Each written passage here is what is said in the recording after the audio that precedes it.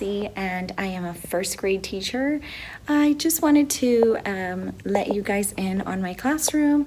I've really been working very hard to get it together. I went with a flamingo theme this year, and yeah, so let's just go ahead and get started. Right here I have this wall, and I have these two shelves right here that I've basically just put all of my center's activities on here. Okay, so right here I have a bookshelf. On the bottom I have some of our library books, reading books that the students will get to read when they're done with their accelerated reader books, or on Fridays when I give them free time and they get to choose different books. Since we do accelerated reader in the classroom, they have those books to choose from. And these books are kind of just for fun. They're not for testing or anything like that. In this box right here, I have some activities that I bought from Target, the Dollar Spot. Now, I've been eyeing these for a really long time, and it's been so hard to find them. Just because so many teachers and parents that like these little activities, they buy them and they fly off the shelf right away. So what I basically use these for is math stories. So when we're working on math, whether it be addition or subtraction, we talk about, they create a story. I went on a picnic with my family, and inside of this little pouch, they have, let me show you right here. They have these little packs of food that they can add, whether it's like I brought one apple and I bought this ice cream or whatever, and they get to add it. And I also let them use them on Fridays when we're done with testing, and they get to pick any activity that they'd like to work on. And this is just to reinforce numbers. They count how many little lines are on the seashells, and they attach it to the octopus leg with the corresponding number. This one right here is a fishbowl, and it's also used for math. So they're just little fun, different ways to incorporate math into our curriculum, and something that the students look forward to doing. In this little basket, I have our Sing, Spell, Read, and Write bingo cards. These are really good. This is the word O, and I say a word, and then they have to find it on their little bingo card. Right here, I have some more Sing, Spell, and Read, and Write activities. I have some dice that they use for math. These right here are from the Dollar Tree. I love to get these because they are dry erase, so I could just write something on here, and the kids can use it for whether it be sight words, math. It could be used for social studies as well. So I bought these cute little containers at the Dollar Spot. Not the Dollar Spot, I'm sorry. I bought them at the Dollar Tree. And I'm just going to use them to fill in with my erasers to use for math. But that's still a project that I'm working on. As you all know, it's so time consuming to be, taking all of these erasers and putting them in those little boxes. And these I bought during Easter time. They say the egg filler Easter set. I bought them at the Target Dollar Spot for $3, and I just never took them out. I saved them for this coming school year. So I have these right here. They're cute little stars, some cute little chicks and kittens, unicorns, and some shooting stars. And these I use as well for math, and the students get to use these as counters. Some cute little chicks and carrots, some little bunnies, and some little Easter eggs. And then I went crazy this summer at the Target Dollar Spot, and I bought a bunch of these little reward erasers. I just love them. Like I said, I love to use them for math and to create a story. It really helps the students who have trouble coming up with the story and knowing which characters to use. And this is just really easy because they have a dog and a cat, and they could say whether we're working on the number 10, adding up to 10, and they just create a story using them. I bought these cute apples because why not? They are adorable. And these little alphabet letters. They have such cute stuff at the Target dollar spot that I just can't help myself, and I go a little crazy when I go there. I found these cute buttons at the Dollar Tree. Can you believe these were $1? I could not believe it, so I grabbed a bunch of them. 1, 2, 3, 4. 4 little containers. That way they could be used in a center. These are just little building blocks that I got at the dollar spot at Target. These were $1 each, and I think it's a great buy for the price. So I bought 2 of these bright neon colors, and I bought 2 of the primary colors along with black in there. I also got these felt pie.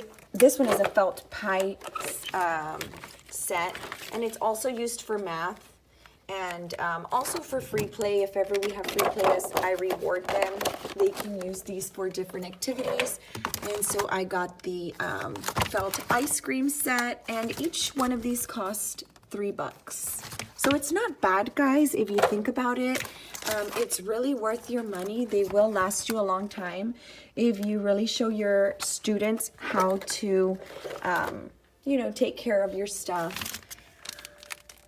I also got these fun food felt books, and they have these super cute little activities inside. Let me open that. I also bought these little Etch-a-Sketch doodle pads that I use for sight words, and I bought 5 of these for each center. I bought these little felt play sets at Target, you know, for the students to use for math. I got one for the boys and one for the girls.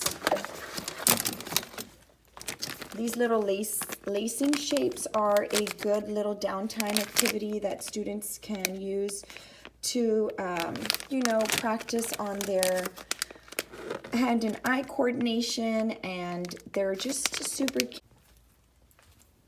Now up here I have these cute little baskets that I got from the Dollar Tree.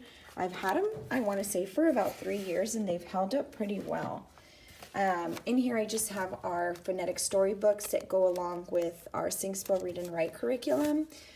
These bins I got at at Lakeshore, and they just match our group colors. So I have for my purple grapes, my strawberries, my lemons, and my blueberries. On the bottom, I have all of our centers for math, social studies, ELA, and some science activities as well. Up here is a bulletin board that I worked on. I'm still working on it. I'm not finished. It's coming up pretty dark on camera, but it is a hot, bright pink. On the top, we have our colors, just so students can see the word along with the color. I have the shapes and solids wall back here where students can see, you know, all of the solid shapes and the flat shapes. Right here I have my science bulletin, which I am finished with. On here will be a anchor chart that I'll be putting along with vocabulary words, content, and language objectives for the week that we will be working on. These I use for our spelling words and our vocabulary words. I just use a sentence strip and I add it in here. And I have, this goes along with our morning journal. So beginning from the first day of school, I start with place value in the morning journals. I show them, you know, our standard form, and the number we use is based on how many days of school we've been in. So for example, our first day of school would be day 1, so they'd write a 1 for standard form. They'd write the word 1 for the word form, and on the place value chart, they would draw 1 unit. Right here, I have these coins that we use every day. Students have some trouble learning it, so I love to have this up here yearly so that they get to see it a lot. Right here I have this is the first year I'm going to be using is it says make wise choices, and it's for students to, you know, kind of manage their behavior. Right here we have the ready to learn, so they all start here. Now if they are doing something that they are not supposed to be doing, of course they go down one and another and another, and it's parent contact at the end. Of course we never want to be down here, we always want to be up here, and if they get up to the outstanding behavior, they will win a prize. Right here I have my math bulletin. I have some skill boxes that I got to put away. So that's what it looks like. Right there I have my computer area with our chairs are stacked up. They're not ready to go yet. Back here I have this cabinet that has all of our books.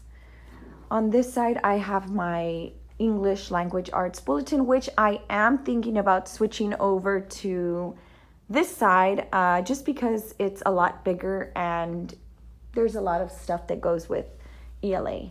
So we have our listening center. I have my borders out because I've been working on my bulletins, but we have our listening center that kids get to work on during centers. Then I have my calendar area back here. Right here I'm going to put Flamazing work, and this is where I will display the students' work. I have a number line up top with the Sing, Spell, Read, and Write alphabet that we sing on a daily basis. And I have my social studies bulletin along with my son, Sebastian. And my desk, it's a big mess. I'm not done yet. And look at this, guys. Oh my goodness. Okay, I'm going to be putting these up outside of my room. They're super cute. I got them at Walmart and it came with these 3. I think they were like $3 or $4. So yeah, I'm still working on all of this stuff, and this is just stuff I've accumulated over the summer that I found with flamingos that I thought I would want to use, and I haven't found a use for them yet. So yeah, this is my rug that I bought from IKEA. I think I bought it at IKEA, and I just use it here for our gathering area. Up here on this wall, I still need to put some stuff up here that we use for our journals. So I hope you guys enjoyed my classroom tour. I really worked so hard on it, and I really am loving it, and the hard work really did pay off. We start work on Thursday the 16th, so I really won't have any more time fixing up my room. Some little minor things that I need to get done. But other than that, my room is pretty much finished, and go ahead and comment below. Let me know if you like my classroom, what you think would look good in here, and my empty bulletins that I haven't filled up yet.